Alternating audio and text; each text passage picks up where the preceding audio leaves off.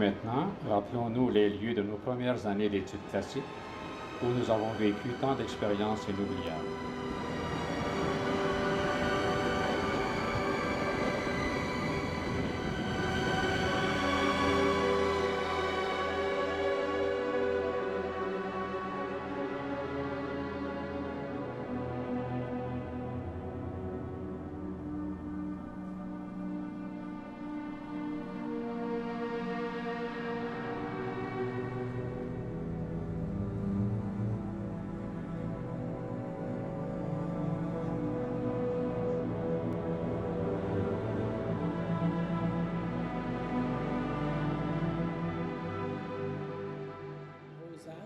Rosa, Rosé, Rosé, Rosam, Rosa, Rosa, Rosa, Rosé, Rosé, Rosam, Rosa, Rosé, Rosé, Rosarum, Rosis, Rosa, Rosis.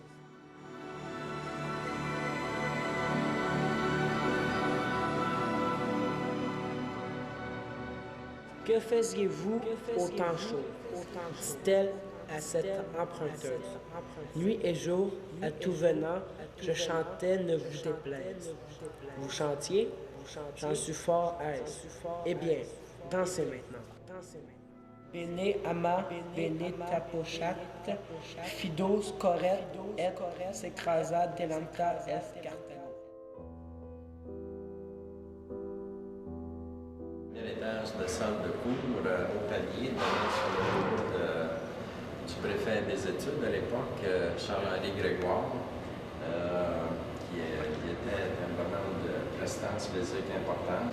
C'était son bureau et il devait sans doute être assez largement dans son bureau, vu qu'aujourd'hui, l'espace est utilisé par 3.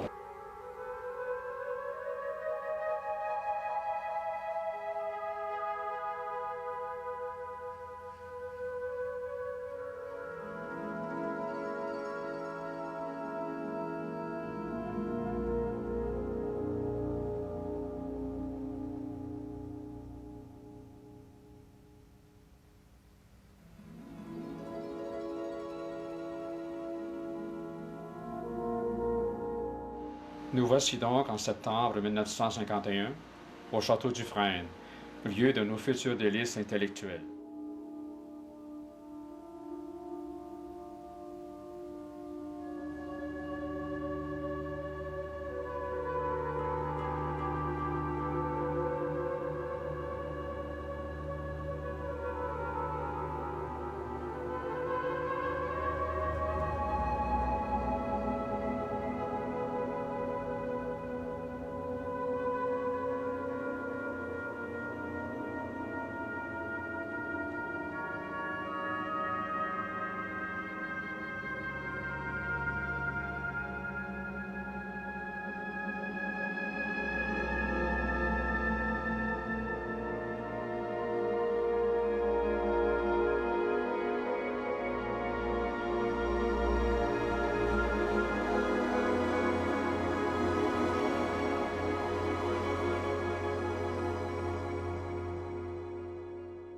C'est ainsi que dans un décor vraiment exceptionnel, nous allons faire l'expérience d'une vie étudiante, faste, stimulante et libre. Beaucoup de bons souvenirs au pavillon du Frêne aussi. D'abord, le décor impressionnant. On arrivait tous de familles modestes, on se trouve dans un château. C'était une provocation, c'était une découverte. Ensuite, la vie de famille qu'il y avait dans ce grand château-là. C'était comme chaleureux, c'était des pièces intimes, des pièces de vie familiale. D'abord, le décor était absolument extraordinaire, quasi surréaliste pour nous. Ça n'avait pas l'air de collège du tout. Et c'était pas tout à fait un collège non plus, dans le sens qu'il n'y avait à peu près pas d'encadrement. Il y avait moins d'encadrement disciplinaire, nettement. On était beaucoup plus libre et on s'est épanoui à tout vent pendant cette période-là. Alors, c'était vraiment une période faste. Le milieu, avec toutes ses caractéristiques particulières, était très stimulant. C'était pas des... Sauf, évidemment, pour un épisode qu'on a dû passer dans les sous-sols. Ce qui m'a frappé au Château du Frêne, c'était justement le décor. Le décor dont on nous parlait tant, mais qui était caché aussi. Toutes ces peintures, toutes ces fresques, Et ces petits détails qu'on voyait sculptés un peu partout, qu'on avait aussi masqués d'une certaine façon pour que nous, jeunes garçons, ne soyons pas troublés.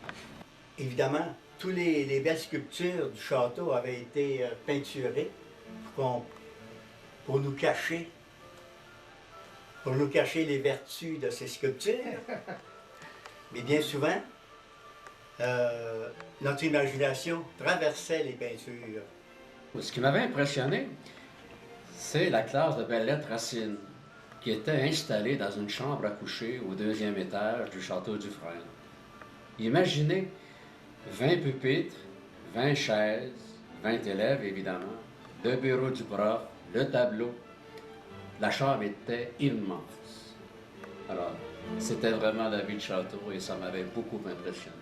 C'était à l'occasion de certaines fêtes où on avait des célébrations de la messe au château, dans un local qui était du côté est, un salon qui était du côté est. Et j'ai toujours trouvé que les cérémonies, les célébrations de la messe pour les étudiants dans ce local-là, c'était vraiment une occasion d'approfondissement de notre enseignement religieux. Ça aurait été une cathédrale, ça n'aurait pas été mieux. Il y a le fait du château du Frêne. Je crois que ça déteignait sur nous autres. C'était un incitatif à regarder un peu plus les arts. Puis en plus, nous avions des professeurs. Si on prend le Perra, qui en français était assez exigeant, et ensuite le Perra, qui était un mordu, pour pas dire un malade de la littérature et du théâtre. Je retiens d'avoir fait mes études au Château du Frêne. Ça, je trouvais que cette bâtisse-là était extraordinaire pour faire des études. Et c'est inspirant. Et n'oubliez pas, on était 150 étudiants dans cette bâtisse-là. Il n'y avait pas de